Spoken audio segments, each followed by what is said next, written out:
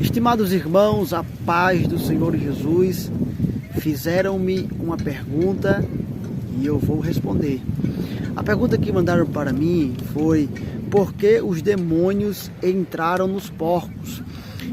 Essa pergunta está baseada no texto de Marcos, capítulo 5. É claro que também existe uma referência nesse mesmo texto em outro evangelho sinóptico, que é o de Lucas, como também de Mateus, mas de Mateus ele registra 2 demônios. Então eu quero ler o texto de Marcos, capítulo número 5, deixa eu tentar abrir aqui minha Bíblia, capítulo 5, e os versículos número 12, 13 e 14, que diz: e todos aqueles demônios lhe rogaram, dizendo: manda-nos para aqueles porcos, para que entremos nele.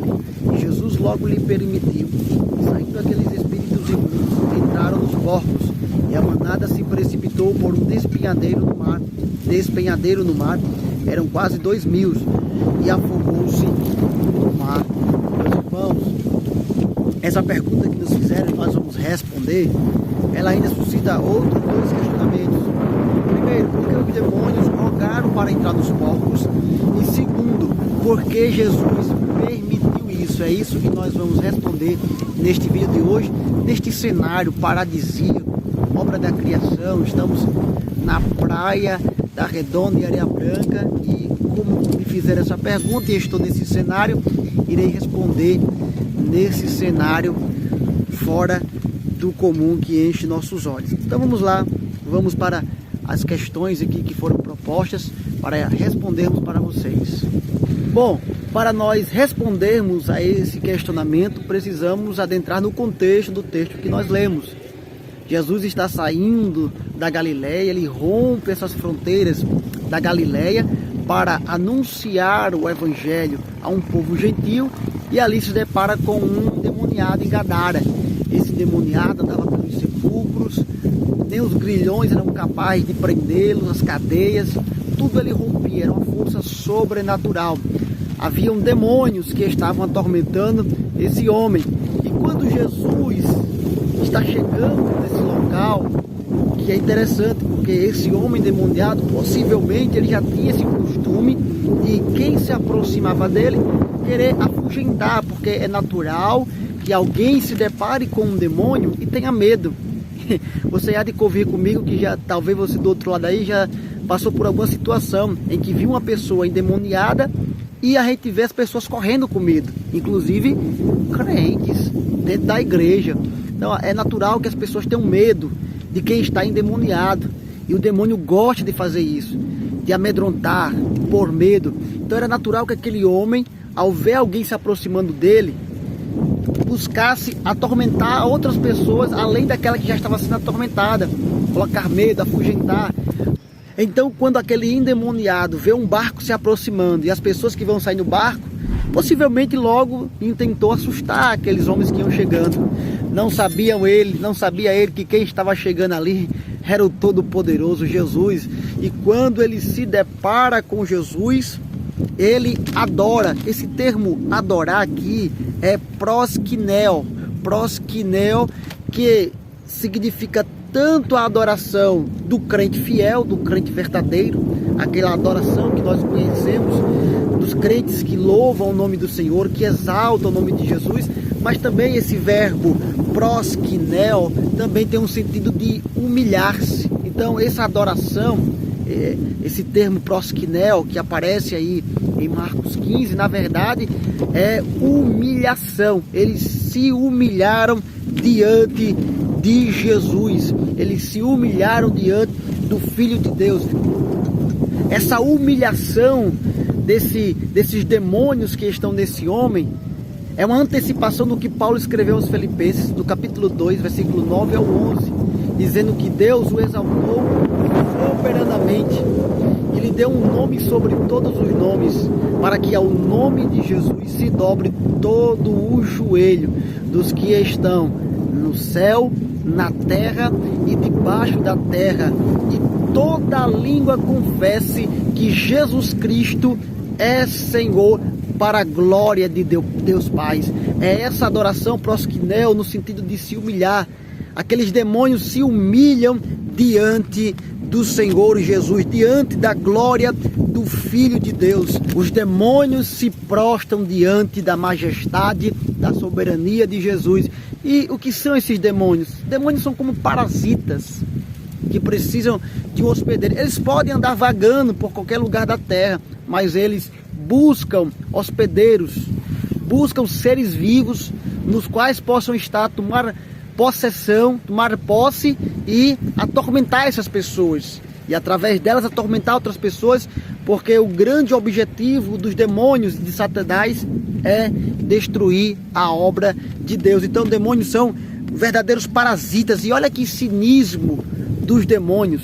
Olha o cinismo daqueles demônios, porque quando eles reconhecem a soberania de Jesus, eles colocam para Jesus: conjuro-te que não me atormente. Então eles pedem para que Jesus não atormente ele, porque Jesus estava expulsando os demônios daquele homem. Então eles não querem ser atormentados, mas é um cinismo, é uma hipocrisia tamanha, porque eles não querem ser atormentados, mas estavam atormentando a vida daquele homem, aquele homem endemoniado que andava no sepulcro, porque sepulcro é símbolo de morte. Então os demônios gostam desses lugares de morte. É por isso que existe muita magia negra em cemitérios, porque há um simbolismo, há uma dimensão espiritual ali em torno de cemitério. E digo mais, aqueles demônios atormentavam tanto aquele homem que ele se rasgava, se feria, e ele tinha uma força incomum, porque as cadeias, as prisões não seguravam ele, ele quebrava em migalhas, em pedaços, de uma força incomum, de uma força sobrenatural. Então há um cinismo dos demônios que pedem para não ser atormentados por Jesus, mas estão atormentando a vida de um homem. Então Jesus está expulsando os demônios e eles estão sendo atormentados pela glória, pelo poder do Filho de Deus. E Jesus, enquanto está expulsando, pergunta o nome deles. E ele diz: é legião.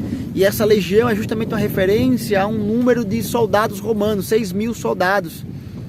Agora, talvez não sejam 6.000 demônios que estavam ali, porque na verdade legião não dá só a ideia de números, de 6.000, mas fala de uma força, de uma opressão sobrenatural, porque as legiões romanas escravizavam e oprimiam os povos, inclusive o povo de Israel. Então era essa ideia que estava sendo transmitida pelo próprio demônio. Eles estavam oprimidos com uma força incomum, com uma força sobrenatural, uma força que fugia das limitações, da capacidade daquele homem. Aquele homem não conseguia se libertar dessa opressão, dessa escravidão, dessa força desses demônios que tomaram posse daquele corpo. Mas ele tem um encontro com Jesus. E a pergunta é: por que os demônios pediram a Jesus para entrar nos porcos? Porque enquanto Jesus está expulsando, então eles pedem a Jesus para que Jesus não tire ele daquela província, mas que eles possam entrar nos porcos. E aí vem esses questionamentos. Por que eles queriam entrar nos porcos? E por que Jesus permitiu que eles entrassem nos porcos? Porém, eu acredito que mais importante do que esses questionamentos, e nós vamos entrar neles, é trazer algumas informações, trazer alguns ensinamentos poderosos que tem nesse texto. Primeiro, os demônios sabem quem é Jesus. Os demônios sabem quem é Jesus, porque eles dizem: que tenho eu contigo, Jesus, Filho do Deus Altíssimo. Eles sabem quem é Jesus. Eles sabem que Jesus é o Filho do Deus Altíssimo. Então o inferno sabe quem é o Senhor e estremece diante da sua presença. E estremece por quê? Porque ao saber quem é o Filho de Deus, eles reconhecem o poder que Jesus tem. Eles sabem que Jesus tem poder sobre as trevas. Tanto é que no versículo 7 ele vai dizer: conjuro-te que não me atormente. No versículo 10 ele vai dizer: rogavam-lhe muito que não enviasse para fora daquela província. E mais adiante eles pedem para entrarem nos porcos. Então cabia a Jesus o poder de decisão, de permitir ou não que eles fossem para outra província, que fossem para vagar por aí mais uma vez, ou que entrassem nos porcos, porque Jesus tem poder sobre o inferno, Jesus tem poder sobre a terra, Jesus tem poder sobre o mar, sobre toda a legião de demônios. Jesus é o poderoso. Então, isso é importante nesse texto, saber que Jesus é o Todo-Poderoso. Agora, por que Jesus? Primeiro, porque os demônios pediram para entrar nos porcos? Porque, como já falei, demônios são uma espécie de parasitas e eles procuram hospedeiros. E ali não tinham pessoas naquele redor e o que tinha eram porcos, seres vivos. Então eles pedem para entrar naqueles porcos. E por que Jesus permitiu? E o termo permitiu é interessante, porque no grego é epitrepsen. Epitrepsen, o permitiu, que dá uma conotação militar.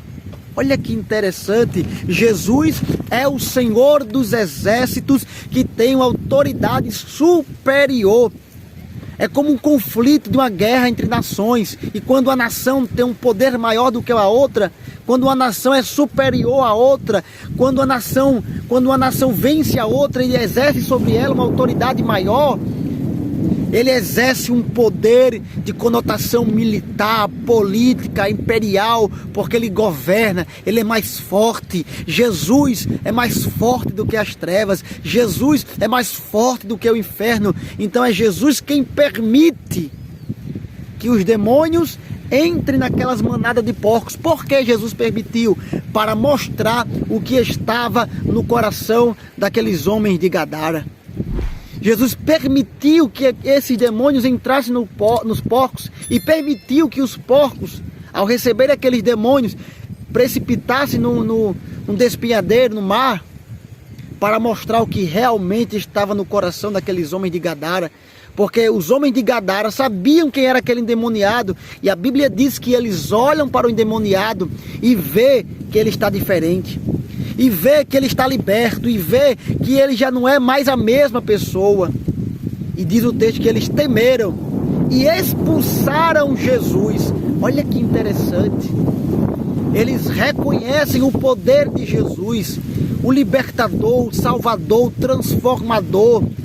O que ninguém conseguiu fazer com aquele endemoniado, Jesus chegou e mudou a história daquele homem. Mas eles não estão preocupados com a vida, com o homem. Eles estão preocupados com as suas riquezas, porque quase 2.000 porcos precipitam-se no mar.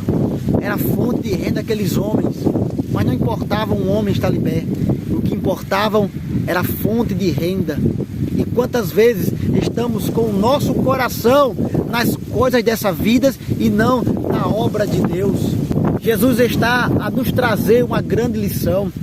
Onde está o nosso coração, aí está o nosso tesouro. O coração daqueles homens estava na sua fonte de renda material.